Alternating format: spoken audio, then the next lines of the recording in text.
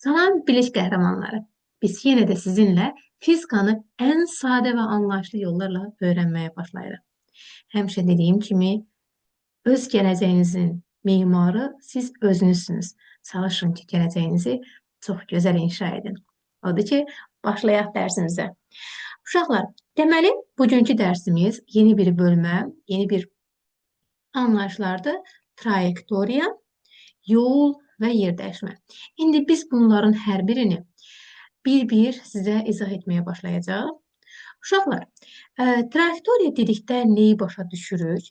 Gəlin əvvəlcə biz bu anlayışı müəyyənləşdirək, daha sonra keçək digər anlayışlara. Baxın uşaqlar, mən burada yaxınlaşdırım. Baxın uşaqlar, qarda hərəkət edən canlı. Bunun ayağının izini görürük burada, düzdürmü? Bu iz trayektoriya adlanır. Yəni, cismin hərəkəti zamanı cızdığı bu xətt trayektoriya adlanır. Yaxşı? Trayektoriya formasına görə iki yerə bölünür. Əyri xəttli trayektoriya və düz xəttli trayektoriya. Əyri xəttli trayektoriya, bax, görürsünüz burada. Maşın hərəkət etdiyi zaman burada əyri xəttli bir trayektoriya cızmışdır. Amma bu yolla isə maşın hərəkət etdiyi zaman düz xəttli bir trayektoriya cızır. Deməli, nə oldu? Fikrimizi yeni də dəqiqləşdirək. Cismin hərəkəti zamanı cızdığı xətt onun trayektoriyası adlanır. Trayektoriya formasına görə iki yerə bölünür. Biri əyri xəttli hərəkət, yəni əyri xəttli trayektoriya, ikincisi isə düz xəttli trayektoriya. İndi isə keçək sizinlə yol anlayışına. Yol nədir bə uşaqlar? Hələ bu şəklin üstündə istəyirsiniz göstərim sizə. Sonra keçərəm aşağıya. Baxın, dedik ki, cismin hərəkəti zamanı cızdığı xətt trayektoriyadır. Məhz bu trayektoriyanın uzunluğu da gedilən yol adlanır uşaqlar. Bax, bu trayektoriyanın uzunluğu gedilən yol adlanır. Məsələn, burada götürək uşaqlar, maşın bu nöqtədən hərəkətə başlayıb, digər bir qələmlə göstərim.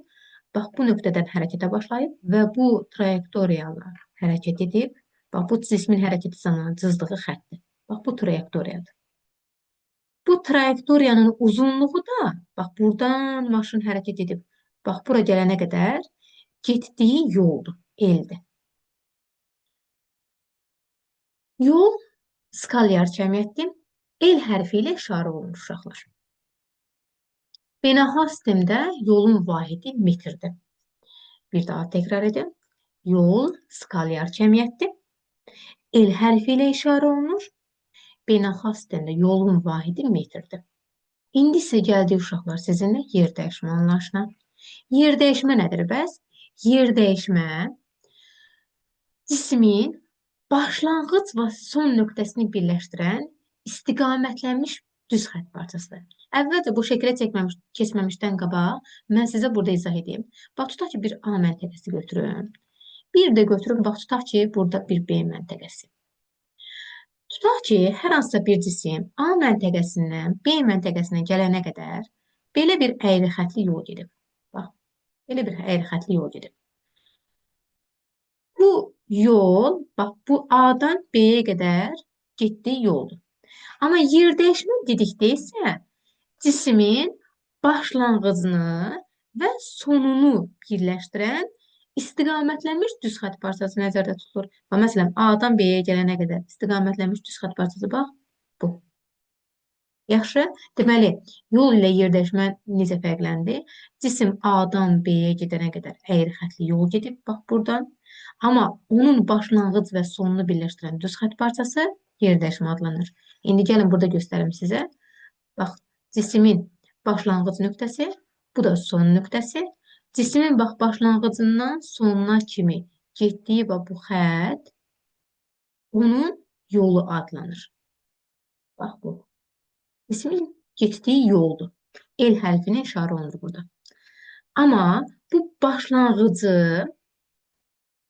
mən hansı bir rənglə göstərək, başlanğıcı və sonu birləşdirən düz xətt parçası isə, bax, bu yer dəyişmə adlanır. Yaxşı, yer dəyişmə isə S hərfi ilə işarə olunur və üstündə vektor işarəsi qoyulur. Niyə vektor işarəsi qoyulur? Çünki yerdəyişmənin mütləq istiqaməti olmalıdır. Yəni cismin başlanğıc və sonunu birləşdirən tərifdə dediyimiz kimi istiqamətlənmiş düz xətt parçası. Deməli, yerdəyişmə də yol kimi beynəlxalq sistemdə vahidi metrdir. S ilə işarə olunur. İndi biz burada digər bir şəklə baxsaq və bu şəkil üzərində göstərsəm uşaqlar sizə. Baxın, deməli, cisim hərəkətə başlayıb, tutaq ki, bax bu evdən. Evdən əvvəlcə A ağacına tərəf gedib və oradan meyvə toplayıb, düzdür? A ağacına tərəf gedənə qədər getdiyi yol 70 metrdir. Sonra A ağacından B ağacına qədər gedib, burada isə getdiyi yolda 50 metrdir göstərir. Bax, A ağacına, sonra da B ağacına gedirsə, bunlar onun getdiyi yoldur. Yox, əgər desə ki, cisim və yaxud da hər hansısa bir insan A-dan B-yə getdiyi zaman yer dəyişməsi nə qədər olacaq da? Bax, yer dəyişməni isə bu şəkildə göstərəcək. Bax, bu. Yer dəyişmə A və B-ni birləşdirən istiqamətlənmiş düz xətt parçası kimi. Deməli, fikrimizi ümumən bir toplasaq uşaqlar, yer dəyişmə vektorial cəmiyyətdir. Onun qiyməti ilə yanaşı hər zaman istiqaməti də göstərməlidir. Biz də uşaqlar cisim hərəkətə başladıqda, əgər başladığı nöqtəyə qayıdarsa, bu zaman cismin yerdəşməsi sıfıra bərabərdir. Bax, tutaq ki, çevrə üzrə hərəkət etdikdə cisim bu nöqtədən başlayıb, düzdür? Bu istiqamətdə hərəkət edir. Hərəkət edib təzədən öz yerinə qayıdırsa, bax, bu zaman cismin yerdəşməsi sıfıra bərabərdir. Soruşa bilərsiniz ki, niyə? Niyə sıfıra bərabərdir? Ona görə ki, bax, öz başladığı nöqtədən yenidən qayıdıb öz başladığı nöqtəyə düşürsə, başlanğıcdan sona çıxanda axı ikisi də eyni nöqtədədir. Ona görə də bu zaman yerdəşmə sıfıra bərabər olur. Ümumən bir keçdiklərimizi mən sizə daha rahat olsun deyənə bir misal üzərində göstərim. Deməli, baxın uşaqlar, bir ağ səhifə açım mən burada. Deməli, uşaqlar, ümumən bir keçdiklərimizə ümumi bir fikir bildirsək, deməli, hər hansısa bir A nöqtəsi götürək və cisim əyri xətt boyunca A nöqtəsindən hərəkət edib gəlib bir B nöqtəsinə. Bax, bu cismin hərəkəti zamanı bu cızdığı xətt trayektoriyadır. Bax, bu trayektoriyanın uzunluğu isə gedilən yol adlanır. El.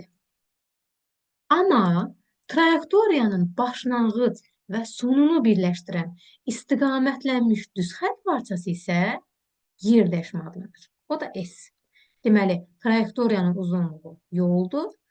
Bu trayektoriyanın başlanğıc və sonunu birləşdirən istiqamətlənmiş düz xətt parçası isə yerdəşmədir. İndi buna uyğun bir məsələ tətbiq edeyim uşaqlar sizə. Bax, tutaq ki, cisim A nöqtəsindən başlayıb, hərəkət edib, yenidən gəlib bu nöqtə ilə B nöqtəsinə, C nöqtəsinə və D nöqtəsinə. Baxın uşaqlar, A nöqtəsindən B nöqtəsinə gələnə qədər cisim gedib tutaq ki, 3 metr, B nöqtəsindən C nöqtəsinə isə 2 metr. İndi mən sizə deyirəm ki, uşaqlar, bu cismin həm getdiyi yolun uzunluğu tapın, yolun uzunluğunu. Həm də ki, yer dəyişməsini tapın. Baxın, uzunluğu tapanda neyniyəcəm? Cismin getdiyi yolun uzunluğunu necə taparaq? Dedik ki, cismin getdiyi yolun uzunluğu nə olacaq? Deməli, buradan bura qədər gəlib, daha sonra gəlib bura C nöqtəsinə və daha sonra gəlib D nöqtəsinə. Baxın, deməli, A, B tərəfi DC tərəfinə bərabər deyil. Bəli, bərabərdir. Deməli, DC tərəfi də 3 metrdir. Onda ümumən getdiyimiz yolun uzunluğu nə qədər olacaq? Olacaq ki, buradan yazsaq, 3 metr plus BC-nin uzunluğu 2 metr plus da C-dən D-yə qədər gəldiyi yol 3 metr. Toplasam bunu 8 metr. Deməli, cismin getdiyi yolun uzunluğu 8 metr oldu. A-dan B-yə, B-dən C-yə, C-dən D-yə. İndi deyirəm ki, yer dəyişməni tapaq. Yer dəyişməni necə olacaq bə? Əvvəlcə özünüz bir düşünək. Yer dəyişmənin tərifi necə demişdim? Demişdim ki, cismin başlanğıc və sonunu birləşdirən düz xətt parçası. Cismin başlanğıcı A nöqtəsi deyil, sonu da D nöqtəsidir. Deməli, A-dan D-yə düz xətt çəkəcəm və istiqamətini göstərəcəm. İndi bu parçanın uzunluğu nə qədər olacaq? Əlbəttə ki, qarşısındakı parça qədər, yəni 2 metr. Bu qədər sadə. Demək ki, yer dəyişməyimiz yalnızca 2 metrə bərabərdir. Bax, belə uşaqlar. Yəni, məsələ həll etdiyimiz zaman da bu qaydalardan istifadə etmək lazımdır. Belə uşaqlar, ümumən bir mövzuya nəzər yetirsək uşaqlar, deməli öyrəndik ki, cismin hərəkəti zamanı cızdığı xətt trayektoriya adlanır. Trayektoriya formasına görə 2 yerə bölünür. Əyri xətli trayektoriya və düz xətli trayektoriya. Trayektoriyanın uzunluğu gedilən yol adlanır. Trayektoriyanın, yəni başlanğıc və sonunu birləşdirən istiqamətlənmiş düz xətt parçası yer dəyişmə adlanır. Belə, yolun da vahidi metrdir, yer dəyişmənin də vahidi metrdir. Yol və yer dəyişməni bir-birindən fərqləndirən isə odur ki, yol skalyar cəmiyyətdir, amma yer dəyişmə vektorial cəmiyyətdir. Belə uşaqlar, ümid edirəm ki, mövzu izahı sizə aydın olmuş oldu. Həmişə dediyimiz kimi, öz gələcəyinizin mimarı siz özünüzsünüz. Bu gələcəyi gözəl inşa etmək ümidi ilə. Sağ olun.